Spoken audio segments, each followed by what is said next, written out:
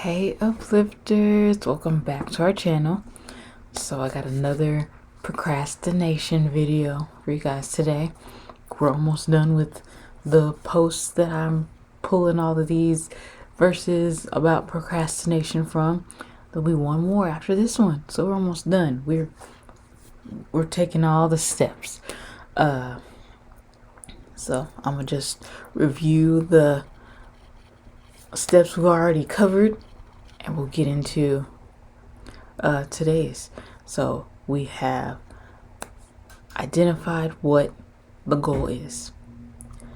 We have broken it down into steps, how we can accomplish this goal. We have prioritized the order in which we need to do everything to accomplish this goal. We have overconquered our fear about whatever our set goal is. We've done what we needed to do. I know I'm missing like two more, but if I remember later, I'll say it later. Let's get into today. So the first step we're going to talk about is practice mindfulness. All right. So the verse that is covering this is Colossians 3:23, and I'm reading from the Contemporary English Version, so I'm gonna get to reading it for y'all. So it says, "Do your work willingly, as though you were serving the Lord Himself, and not just your earthly master." So, first time I read that, I would think about going to work. Like especially if you're like at a place where you don't like where you're working, you don't like the job, or just, whatever it is like that. Going to this verse would make you think about what you're doing at that job that you don't like. If it's retail, or it's or fast food, or even just some other kind of job that's not, one of those, and you just don't like your job right now. Like, thinking about it like that changes your perspective on what it is you're doing and how you go about doing it, instead of going like, I don't want to go, I don't want to be there, I don't want to be in this place, I hate this place.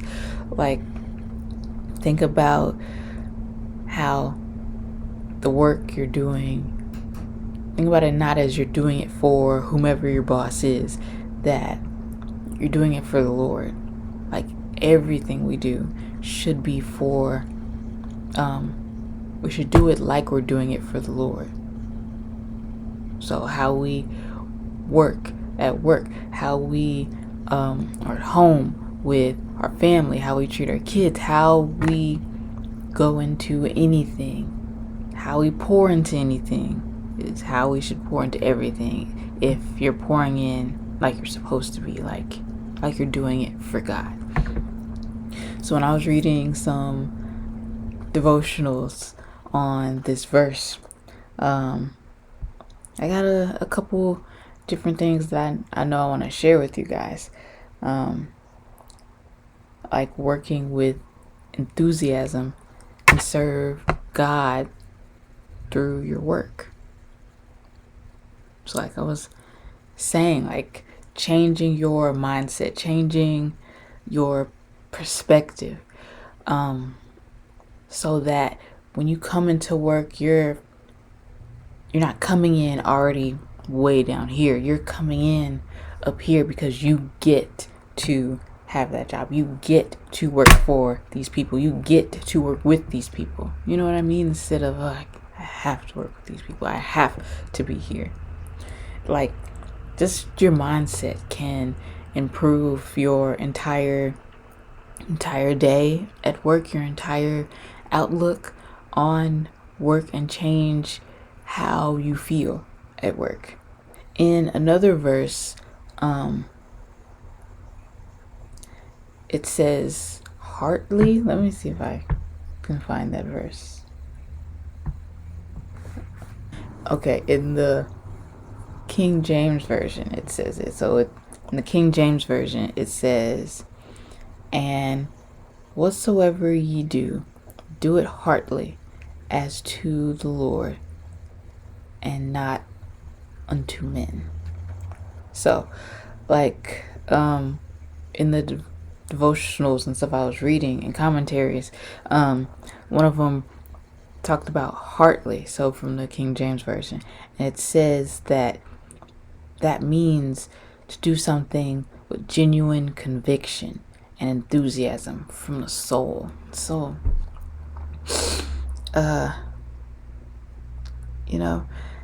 just everything I've been saying here. Do it as if you're doing it for the Lord.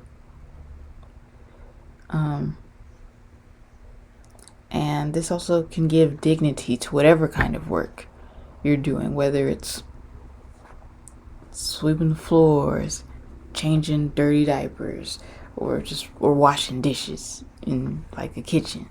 Like, thinking about it like this gives any and everything dignity. Because there's no job, no work that's too small. Because we are servants. We servants of the Lord, right?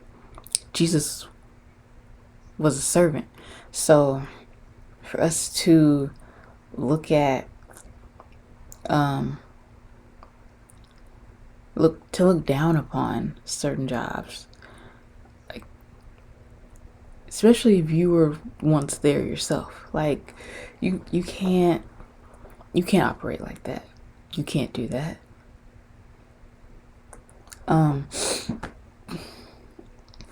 But one of the other things I wanted to read for you, it says it encourages us to consider our work as an opportunity to serve God enthusiastically, even if we dislike our job. So, like, I know for me, as a like life example from me, when I worked at Subway, like my very first job,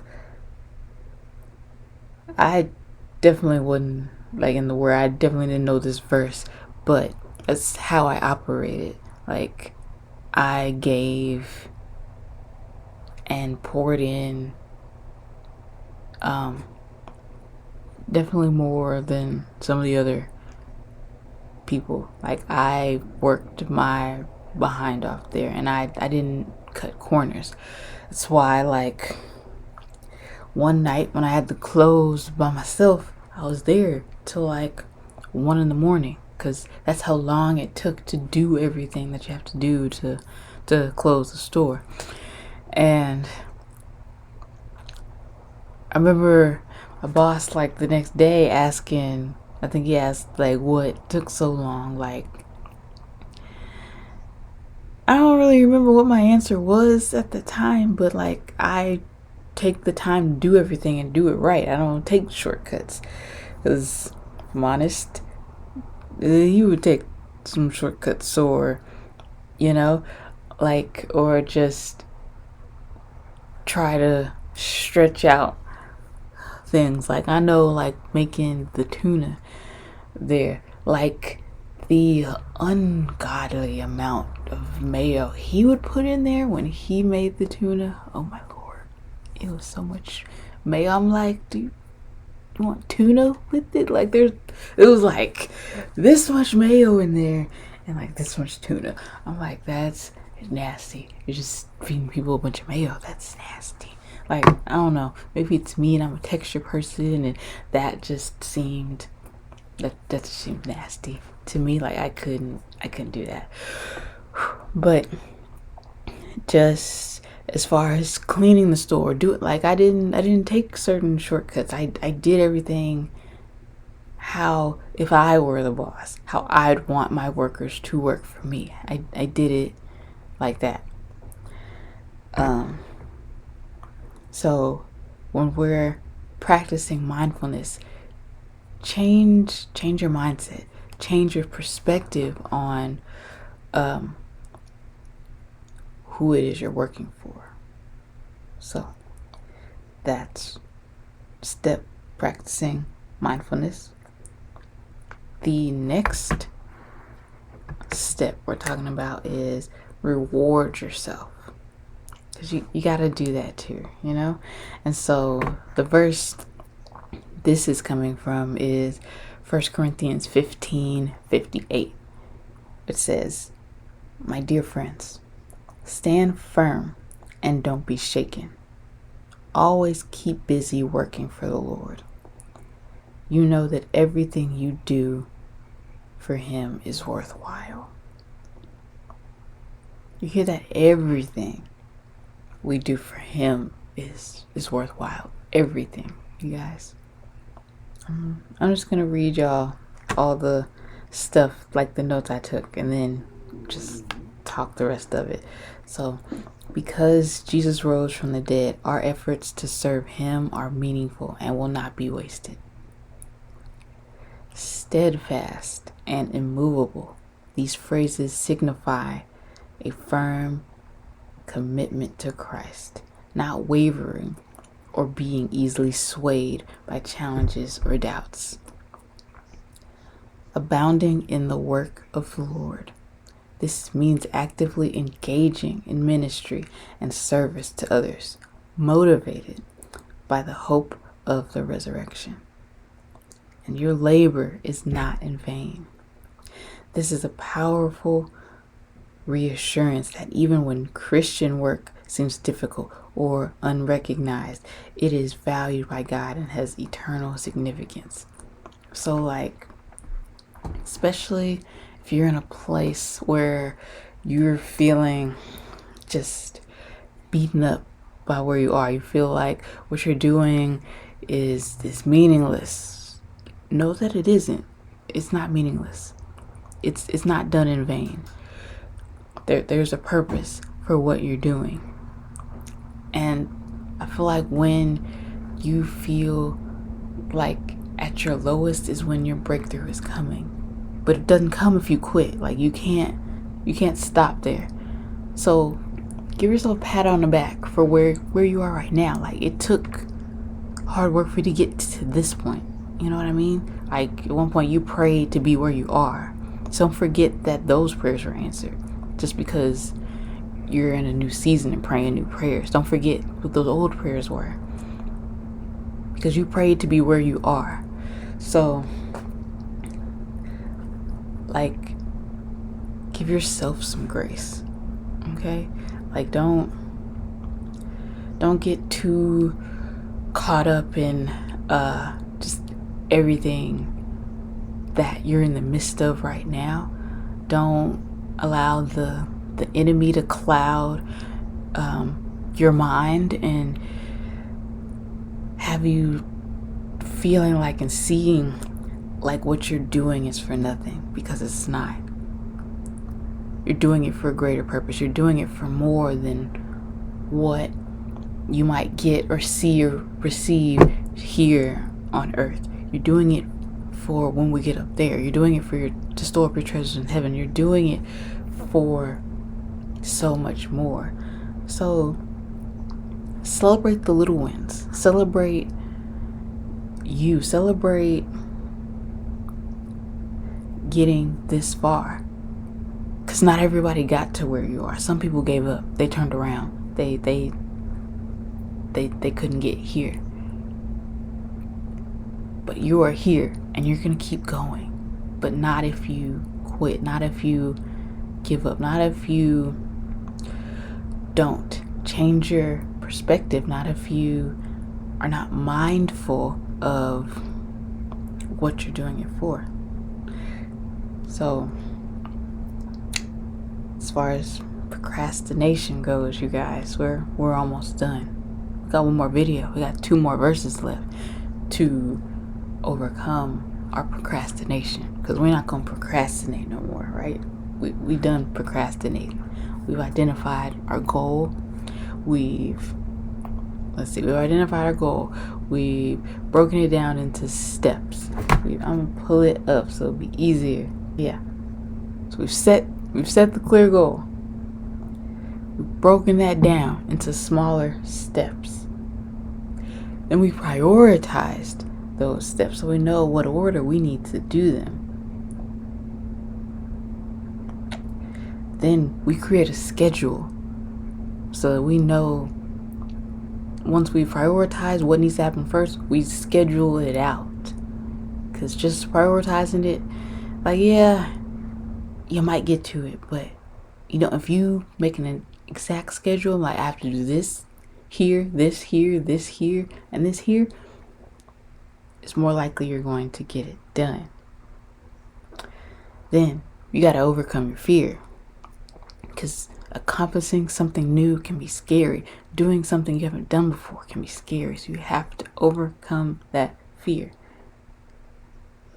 Then remember God's timing.